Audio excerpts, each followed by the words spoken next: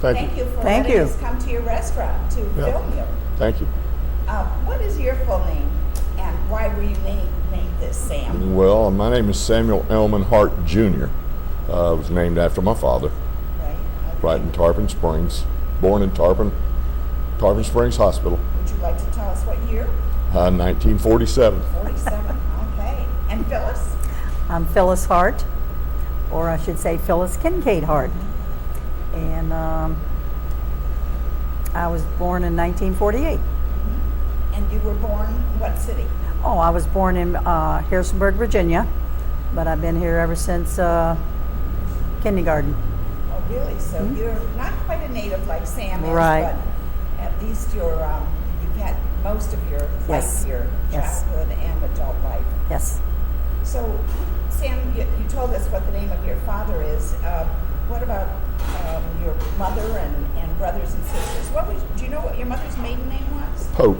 She's a Pope. She was from Hampton, South Carolina. I still have one uncle up there, and got another uncle on her side he's out in San Antonio, Texas. Your father is no longer living? But No, any neither one. uncles? Yeah, I've got one uncle still alive, Leon, and he was in Ozona for years, like myself, and now he lives up on the Withlacoochee River in Inverness. And I think I knew your other uncle, Mac. Mac and Reuben. Okay. Yeah, Mac had electrical business here in Clearwater, Dunedin, Right. and then Reuben, he was a fisherman. What did your father do? Tell My me. father was a carpenter, and he worked around the whole area building a number of different things, and worked with a lot of the old time carpenters and stuff back when they really did carpenter work. Right. And Phyllis, tell me a little bit about your mother and father, and what did your father do? My mother and father are deceased now, and my father was a truck driver, and my mother was just a homemaker. And I have 3 brothers and 3 sisters. Wow, you've got a family. And what about your siblings, Sam? I just have one brother. He lives up in Pasco County. He's 2 years younger than me. Right. So what about grandparents? Do you remember anything about your grandparents? Oh, yeah, Did they live nearby, or did My grandmother and grandfather actually took care of us. My mother and father divorced when I was in 4th grade, and I lived right there in Ozona with my grandmother and grandfather most of my life. So Ozona really is Ozona was home. grown-up place. Yep. Do you have any pictures of your home in Ozona? I've got one artist rendition of my grandmother's old place, which was a big old 2-story house that used to sit right across from. Back then it was Hager's Fish Camp. Now it's Marino's Marina. So fish camps was the old name. That was the old thing. Now Was the it's fish really camps. It was speckled trout fish camp, and there was 3 or 4 of them around in Ozona. So that nice painting or piece of artwork you have of that home has kind of like a wraparound porch and things like that. Right. It had a porch all the way across the front, and then upstairs. It was a 2-story house. Had an upstairs porch, another 2 more porches on the back of the house. And Air conditioned? oh no, no, there was no air conditioning. I don't think we had air conditioning until after we got out of the service, which was I got out in the 70s, early And it 70s. was, so screen porches were really important. A lot of times people slept out on them because it was the coolest place in the That's house. right. Go outside and wash down a little bit with a hose and go back up and go to bed. And what about your grandparents? Do you remember them, Phyllis? Oh, yes, Were they involved in your life? Yes, my grandparents were farmers in Virginia. Did you ever go up to Virginia when you were a kid to see them?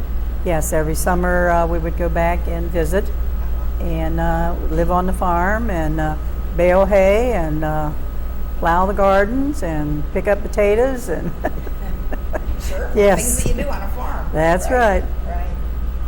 Do you remember who the oldest person you knew as a kid? Oh, God.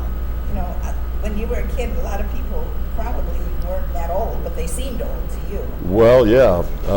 Some of my great uncles and stuff, we would go up to Bell, is where my grandfather was from. Bell, Florida. Bell, Florida. And we'd go up there for every November they would have the annual hog killing and cane grinding. Oh, what does that mean? Talk about Well, it. it would be the first cold weekend in November, and we would go up there, and all the families would get together, and they'd go from farm to farm, slaughtering the hogs for market, or grinding the cane, sugar cane, and all of the kids. You go from one farm to the next farm to the next farm. That way, everybody got everything done on their farms around there. So we would all go up there and help them participate in that, which Like was a traveling band. yeah, kinda. Yeah, all the kids would have a good time. We'd run around, and of course, all the women were doing the work in the house, keeping the meals done, Right. and all the guys were outside slaughtering them animals and packing stuff up for winter. Now they take it to market, but did they save any for themselves? Oh yeah, they'd Smokehouses? all had their smokehouses. They would all do whatever, whether they were canning or pickling or smoking the hams and stuff like that. Yeah. So these were pretty old people. Oh yeah, they were in old. their life. They were old when you're about 6 years old. What about you, Phyllis? Do you remember an old person in your life? Oh my. What's the oldest person that you can remember as a kid? You know, you always look back and you think of your grandparents, or I didn't get to know any of my great grandparents, but to me, those were the oldest. Right. So where was the first home that you remember as a child? Primarily, Sam, you grew up Ozona. in Ozona, and Yeah. that house. A little cracker style house, a little 2-bedroom house that we had in Ozona, right at the corner of Banana Road and Bayshore Drive, right there by the Speckled Trout Marina. Right. Is that house still there? It's still there. We sold that house. Phyllis and I sold that house 3 years ago now. 3 years ago. It's been 3 years, and we bought her homestead over in Palm Harbor. Her brother had been in it for years, and he passed away, and we bought the house from the estate Right. and remodeled Fixed it and it up moved and in. made it really nice. Yeah, And it's it comfortable. It looks beautiful. It's now. comfortable. I know. And Phyllis, when you showed me around that house, you told me some funny stories about you and your brothers and sisters wrestling and kicking in a ball or two, and Well, maybe a door. And you want to tell about that?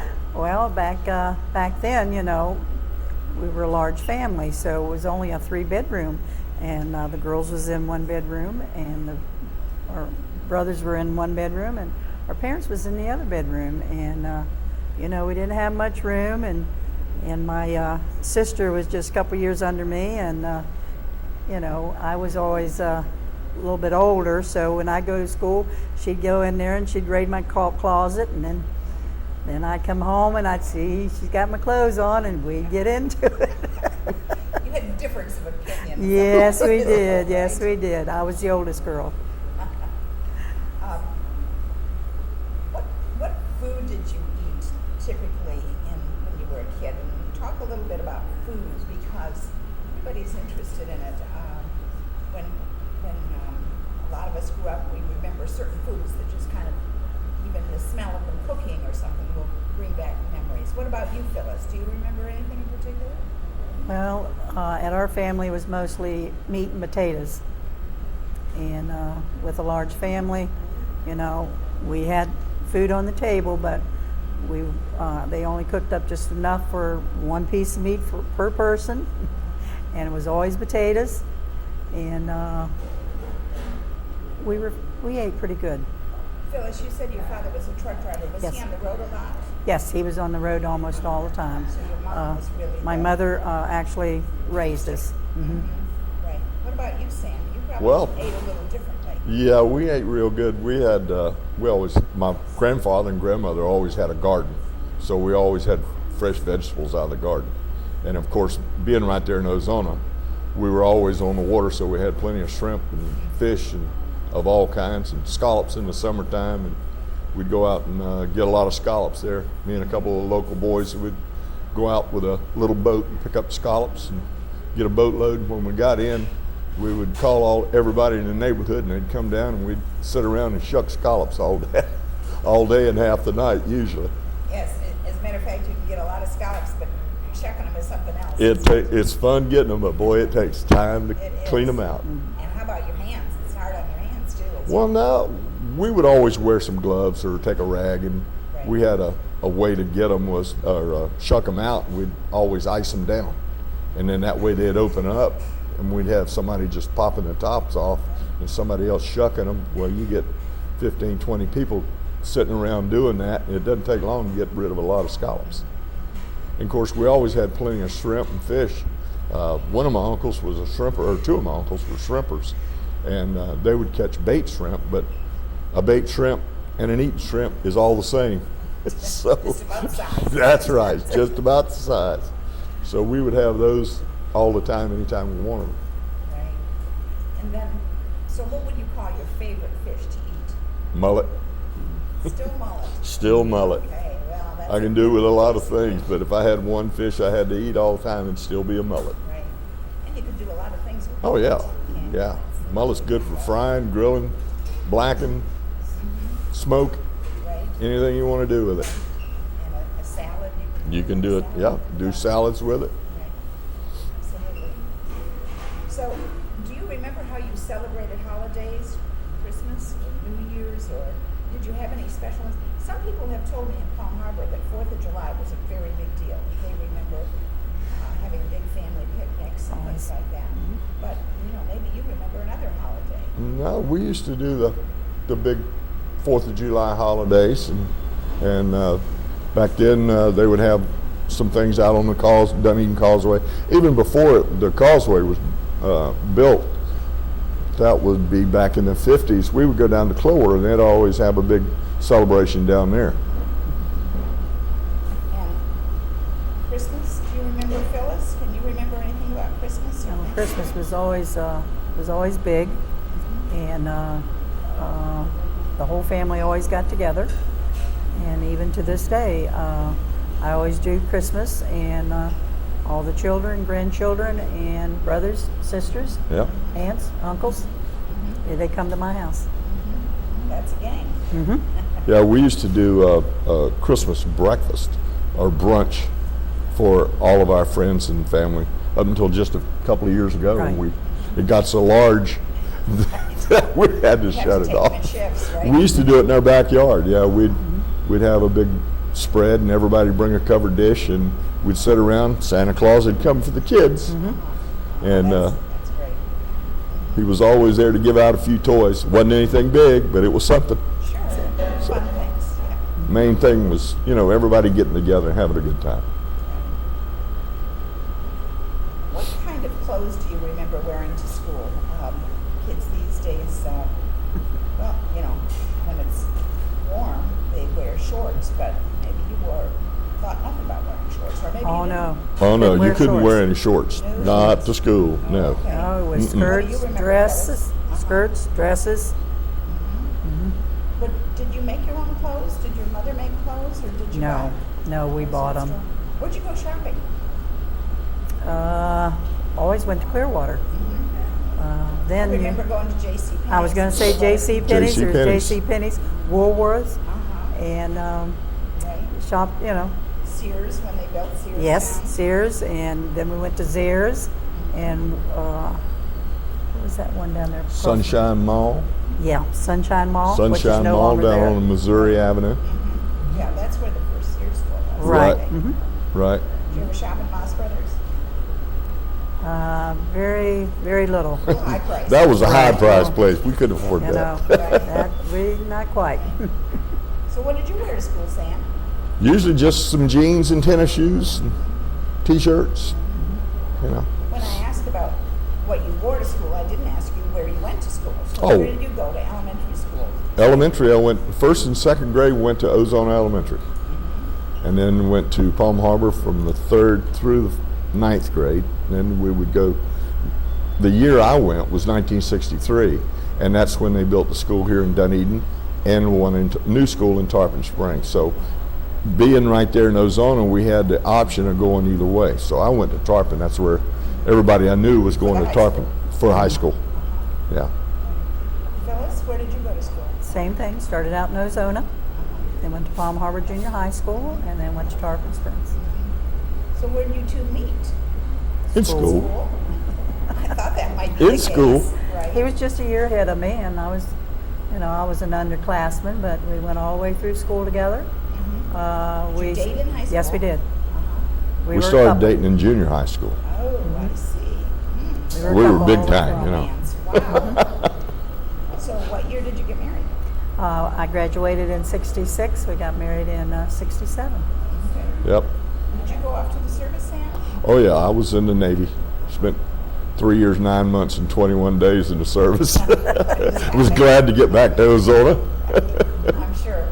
But it is there's a little irony that you were in the Navy since, Yeah. the water, clearly. Well, my dad was in the Navy. One of my uncle Mac was in the Navy, so kind of had to go. Where did you serve?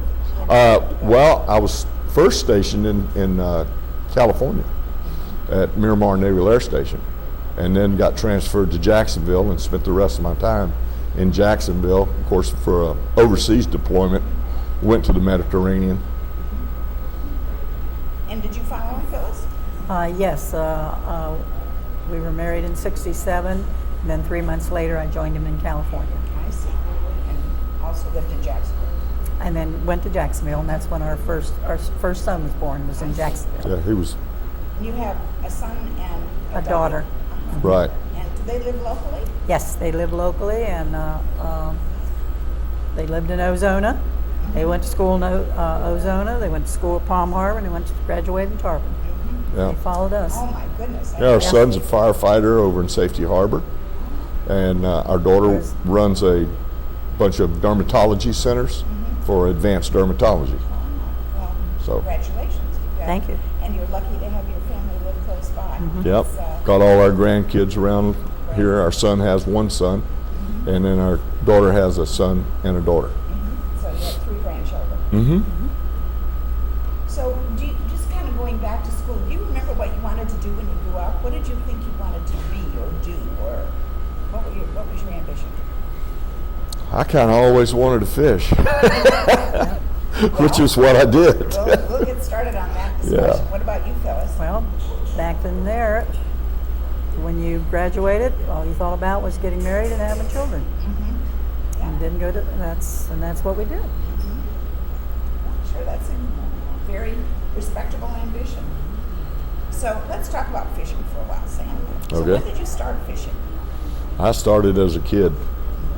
I can remember first going out with my dad and one of my uncles on a shrimp boat, and I had to stand on a 5-gallon bucket to get to what they call the picking table, where you dump the shrimp into the table, and it's in there with all kind of fish and stuff, and you had to pick the shrimp out because we were doing them for live bait. You pick them out and you throw them in a tank. So I can remember that was my first fishing experience. I can remember. What did you, as a kid, what did you really like to fish for? Did you like to fish off from the docks in Ozona, or did you like to go to freshwater fishing? Or I like to fly fish fishing for or anything. whatever? It didn't matter. Fishing's fishing. Being out there, being in nature, and it's different. Right. It gets in your blood. You can't get it out. Yeah, that's cool. What do you really like to fish for? I like to fish for bass, and I still like mullet fishing, and I do stone crabbing's where I make my money. So you Sometimes. know how to throw a net? Know how to cast a Oh yeah, mullet. oh yeah. So tell us how you do that. Well, I'm trying to show my grandson now how to do it. I've been practicing with him. You don't have a mullet net here, do you? Just the one hanging over your Hanging head. up there. Oh, okay. Well, this you can't show us. No. But you gather it in your teeth. Is that right? Yeah, well, you have to have it out straight. You grab it by the top of it, which is they call the horn, with your legs hanging down. You have to gather it up, depending on the size net. Put a piece in your mouth, or you can do it over your arm, and gather part of it up, and then kind of flip it out. There's a little bit more to it than Yeah. most people Takes think. a lot of practice and a lot of skill. That's what I'm trying to convince my grandson of now. It takes a little practice. Right. Yeah, practice is very important. Yep. Tell me how fishing has changed over the years, Sam. Oh God. Because even you're talking about going out and getting scallops, and I remember the day when we used to go out and get scallops off Ozona too. Right. And I think Oh. there's plenty out there. Are there? Well, there are still plenty out there. There's a lot of scallops around. Not near what there were years ago, but we've got a lot more people going to get them. Sure. And one of the reasons I feel that they're keeping it where we can't get any in this area is they don't have a lot going on up in the tourist areas up around Cedar Keys, Homosassa, Crystal River. So therefore they want to keep them up in that area. And that way a lot of our people have to go up there and spend the dollars rather than come out here and get them, because with the number of people we have in the area anymore, it wouldn't take long for them to wipe them out if they were out here or allowed to get them. So they have to go a little bit further offshore, makes it a little bit more difficult. The water's a little deeper up there. Now they've got it down to where you can only get, I think it's 2 quarts of, or 2 gallons, excuse me, per person of scallops, which comes, a gallon is maybe a quart of scallop meat. And so they've got it down and regulated pretty good. And they got all the Marine Patrol up there to kind of keep an eye on things, make sure everybody's doing it. You think that's a good thing? Well, yeah, it's a good thing in a way. I think everybody should have a limit because we got so many people in the area anymore, and we got to put limits on things. Just have to do it. So talk to me a little more about what it was like, though, as far as fishing in the old days and fishing now. Because you talk about shrimping, for example. Right. I think the shrimping industry has to go out further. Well, we've still got plenty of shrimp, but our government regulations have about put our shrimpers in Florida out of business. They've got so many regulations and stuff, and our grouper fishermen, they've all got transponders on their boats now. You got the Marine Patrol and the government watching everywhere you go. You can't go through certain areas, and therefore it's moved a lot of our shrimpers and fishermen out of the area completely. So that, you mean out of the Gulf of Mexico, off of the... Well, they're still in the Gulf of Mexico, but they're in Louisiana, they're in Mississippi, Alabama, Texas. Right. Like most of our shrimpers now, they're in Louisiana and Texas because that's where the shrimp are right now. Usually during the summertime, our shrimp all go offshore and they go out there to spawn. And that's where they are now. There's not really a lot of shrimp in this area right now. They're out in the deeper waters. Talk a little bit about oysters, because I've eaten oysters plenty of times at this restaurant. Yeah, oysters has been a real problem. I think that oil spill really put the hurt on us for our oysters and our fish. For the Apalachicola oysters. All the oysters, not just Apalachicola. We've been having a real terrible time getting oysters here lately because we know the ones we got in, I just looked this yesterday, we got them in from Apalachicola. That's the first ones we've had in from Apalachicola in probably 6 months. Most of them have been coming out of Texas. Oh, really? I thought maybe you were getting it from the Chesapeake Bay area. No, because they use most of their oysters up that way. Right. And the trucking transport charges are so much, can't really afford it. Is the mullet, which, as you said, is your favorite fish to catch and eat both,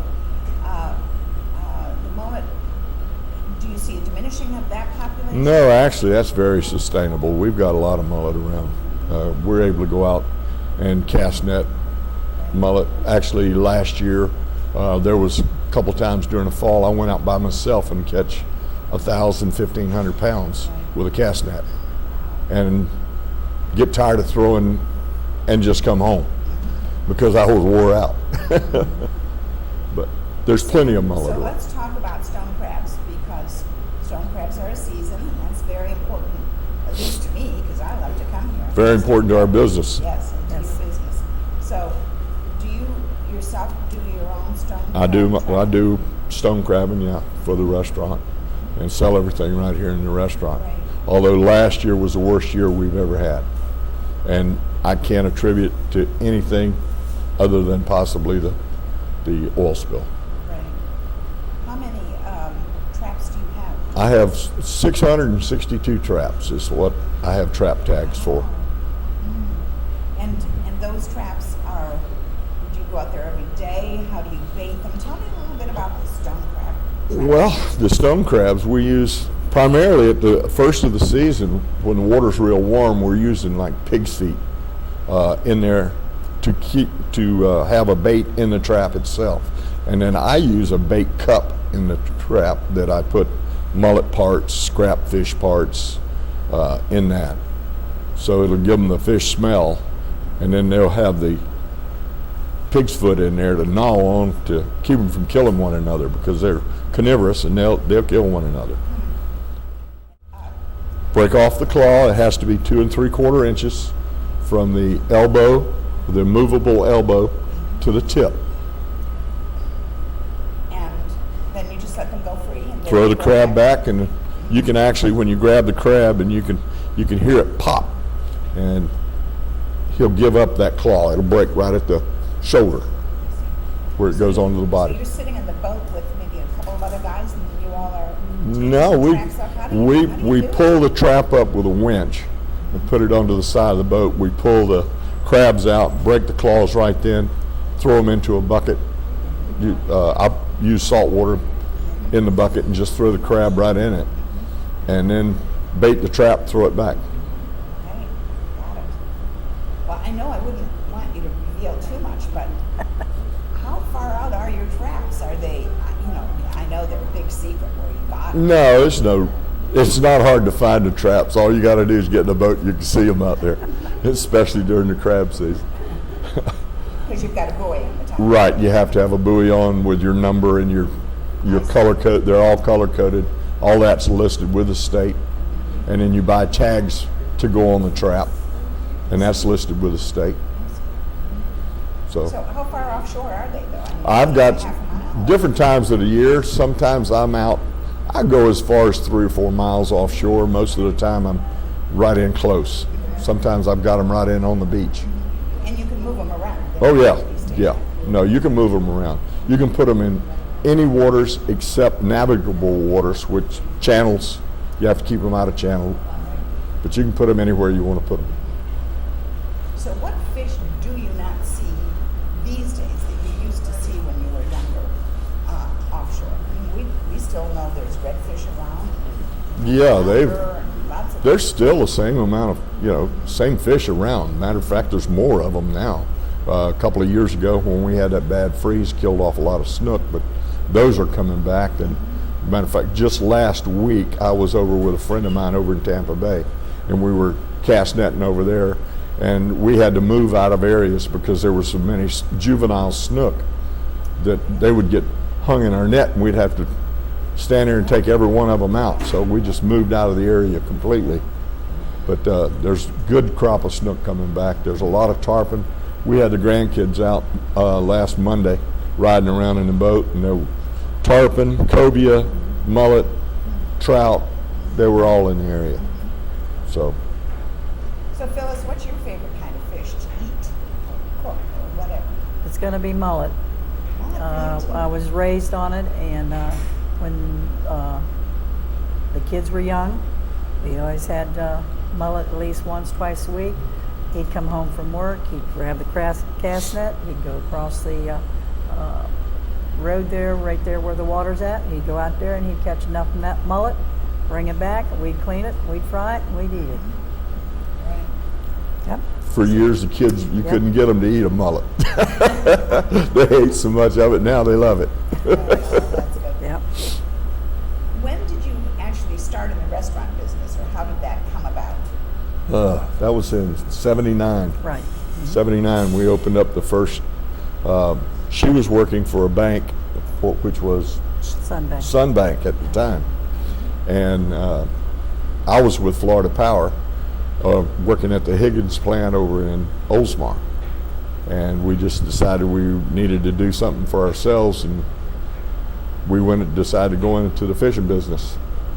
So we opened up a little retail market out on 580, 1405. 1405 Main Street, and started it there. Started out as just basically a seafood market. Just a Right. seafood market, yeah. Right. And then what happened?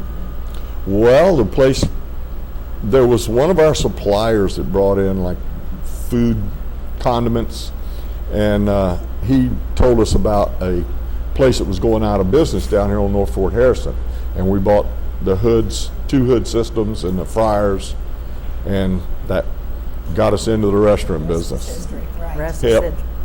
So I remember when I first came to work at Peace Hospital in Dunedin in 1981, and I was invited to go to your little place for a mullet sandwich, and I said, oh, why would I want a mullet sandwich? I wasn't impressed with that until I ate it, and then I was impressed, and Yep. I went back there frequently. Uh-huh. And it was just sort of a couple of tables, as I remember. Yes, we started out and everything was to go. We closed down at 6 o'clock at night, and Right. if you didn't get it by then, you didn't get it. Right. We were going home. We put in a day. Yes. And believe it or not, he would clean the mullet, and we'd fry it and cook it. Uh-huh. And to this day, we get fresh mullet in, he cleans it. We first got married, she Fine. says, I don't care what you do, don't you ever expect me to clean mullet. Well, she can clean mullet more than better than anybody around. That's good. That's it. That's great. So how did you get to this restaurant from the one out on 580? Well, we were at the 1405 for 18 years. Uh-huh. And Oh, it was that long? I didn't Yeah. that realize long, and it was a 50-seat restaurant, and we just felt that we wanted to expand a little bit more, and wanted to put in just expand. And 900 Broadway, his uncle owned it, and It was an old gas station old back gas then. station. We converted it into a restaurant, and we have 150 seats now, and expanded a full liquor bar. So. And you bought the property and did Yes. the- Right, we bought it from my uncle. Yeah. Yeah, he helped us get started in the thing. Restaurant business is a tough business. I know Yes. that, and I know it takes a lot of your energy and time, as well as a lot of uncertainties, variables that you have. This place in the wintertime, I know, is packed. You have to wait at the door often to get a seat. How have you been able to sustain over the years your own energy as well as the vagaries of fish not being so good this year, or crabs being very expensive because there's so few Right. of them, or whatever? How have you withstood that? Well, we've just had local loyal customers. We always build our business on just local people. Anything the tourists might bring in is a little bonus. We don't look forward to the winter time when the tourists are here. We try to build on local people. That's what feeds you all year. And unfortunately, we have to pay bills all year. Yeah, I think that's a good description, though. Yeah. That you have built a loyal following of local people, and lots of businesses are too dependent on that. Well, and there's so many places try to go high tech, high class, and there's still a lot of us old people around that like a cheaper meal and have a good meal. Old crackers. Old crackers. There's a bunch of us. And locally owned. That's I mean, right. I Yeah. think, we try to accommodate people that have locally owned places and are not part of a big chain. Yeah. So. Yeah. So you don't think you're going to have ordering on iPads at your table anytime soon? No, I don't think so. I think we've got a good group of girls that take care of that. They can take your order. We don't even have a computer in the place except for our girl to do. Our daughter-in-law does our bookwork, payroll. What do you think is your best dish here at the restaurant? What do you think, Sam? We sell the most of mullet. Mullet and shrimp. That's the 2 best sellers here. Yep. That's what we Mullet. sell the most of. We try to get local shrimp as much as possible. And of course, mullet. Right. Local grouper. Use that. Let's talk a minute about the grouper. We're seeing, of course, grouper is very expensive because there's not much of it anymore. There's plenty of grouper. There's plenty of Our government has got our boys on quotas. Right. And for some reason, they want us importing from Mexico's one of the big suppliers that ships stuff in here. But all of our guys are on quotas about what they can catch, and you have to buy a quota from somebody else that already has one. It's gone high tech and high price with it. and very high price. There's a big price to go along with that. I can, back in when we first started in business, we used to buy a whole grouper, 60 cents a pound.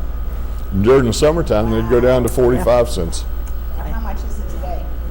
Oh, I bought maybe some some the other day, $4. and they were $4.35 a pound whole. Whole.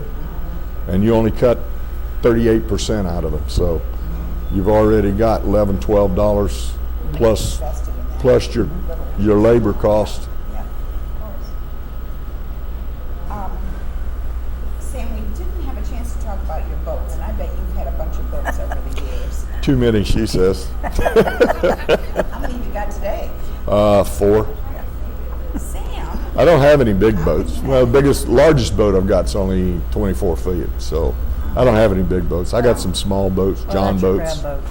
Yeah, my crab boat's 24 foot, 22 foot aluminum boat that I use them for different things. We play with them. We had the grandkids out in it the other day. So what was your first boat? Do you remember? my first boat was it was 10 foot plywood. My grandfather gave to me. It was one we could put in the back of his old car and take out to some of these little ponds and stuff and fish out of. Wow. So you've never gone starving, Phyllis, when No. he's gone to buy a boat. No, no, You've been 'cause okay with it. always had fish. Right. Yes, there is that advantage. Yes. Issues with it. Yes. Do you ever sail or do any other kinds of I don't sports? sail. Really? No, I don't like the blow boats. When I want to go, I want to crank a motor and go. There you go. Or give me a pair of oars and I'll row, but I ain't waiting on the wind. Might not be blowing the way I want to go. That's true. So, Sam, finish this sentence. Sam Hart is, A fisherman. and Phyllis, for you, Phyllis is,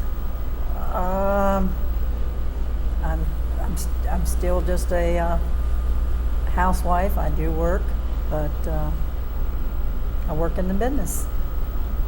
I try to make everybody She's an organizer. happy. I try to make everybody happy. that's good. That's a nice thing to say. She's an organizer. I think you would be, I would describe you as a helpmate. Yes, yes, I am. And That's- first mate to that's Sam good. in every sense of That's the right. word. Well, you're both an institution around here. Both of you have wonderful families and are well known here, and the restaurant is such a great reputation here in the area. So, what legacy would you like to leave? What would you like people to say about you when you're stopping work? What legacy would you like to leave? Well, I like to, I guess I'm so restaurant oriented that I like, when they leave here, they had a nice meal, very good experience, and come back and see us. Yeah, well, that's a nice way to put it. Sam? Well, I think, I don't know. I guess our kids are our legacy. It's true. Bring Yes. up good kids That's right. and good values. That's it. That's very important. And your restaurant is a part of your persona, so that Yes. that I'm sure is a large part of what you think about, but family is most important. Right. Sam and Phyllis Hart, you are two wonderful and amazing people and have a delightful restaurant. And we have some great pictures from your history in Palm Harbor and Arizona. So thank you for including us in today's video filming. Thank Well, you thank for you. thinking about us. Thank you very much. Thank you. Really good. And they're in a slatted track, and so you have to check on them how frequently? Usually I'll check mine about once a week. And generally, it takes me about 3 or 4 days to pull all my traps. I pull a couple hundred a day. And depends on how many crabs I'm getting in one area, whether I'll maybe cut it to 3 days or 4 days to let it set, because I don't want to let the crabs sit there too long. And you break off? This is their crushing claw. And this is the one the pointed one is the one that they tear. They can grab a hold of something and tear it apart. This one they can like crush a shell, or they get in fights, they crush one another. But you grab them from behind and you kind of put pressure and twist in. I usually try to do the small claw first if it's legal. It has to be 2 3/4 inches from this joint to the tip. And you grab a hold and you just twist in, and they'll give up the claw and it'll break off right here at the body. So you do the first one and then you grab and do the second one. And you keep your fingers out of the way. But that's the way they look. Okay.